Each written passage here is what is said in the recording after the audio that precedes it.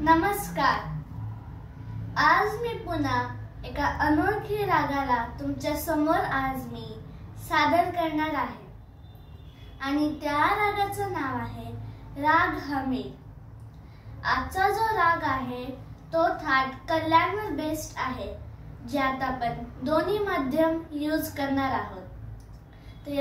चला आपण याची पहिले आपण इन्फॉर्मेशन घेऊया, मग आरोह अवरोह पकड गाऊया। थाट कल्याण, वादी स्वर दैवत व संवादी स्वर गंधार। आरोह मध्ये शुद्ध म व अवरोह मध्ये तीव्र म।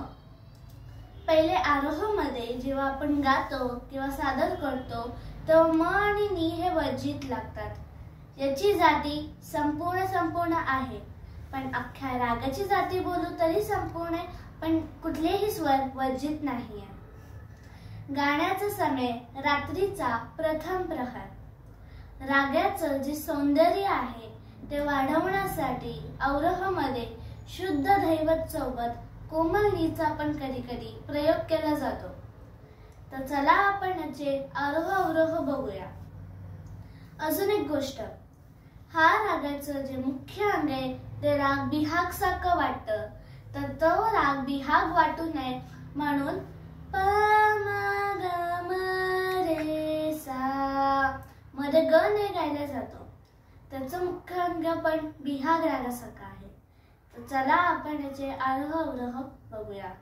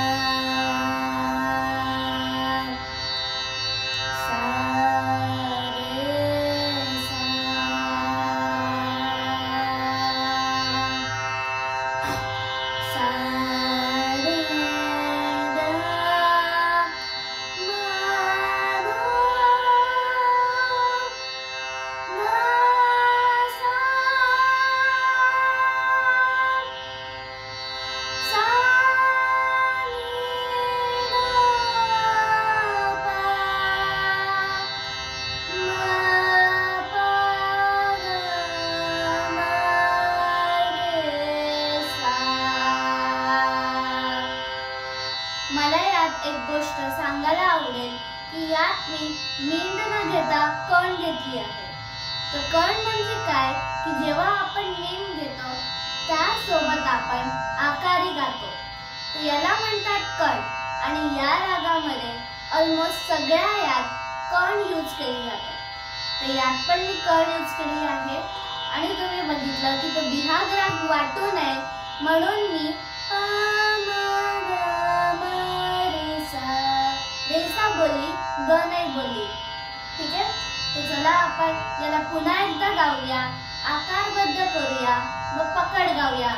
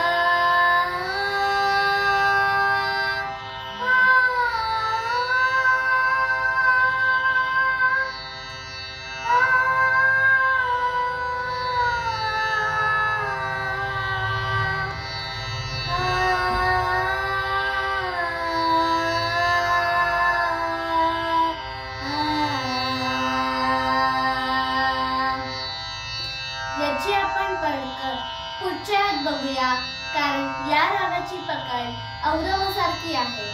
तर आजच्यासाठी एवढंच। धन्यवाद।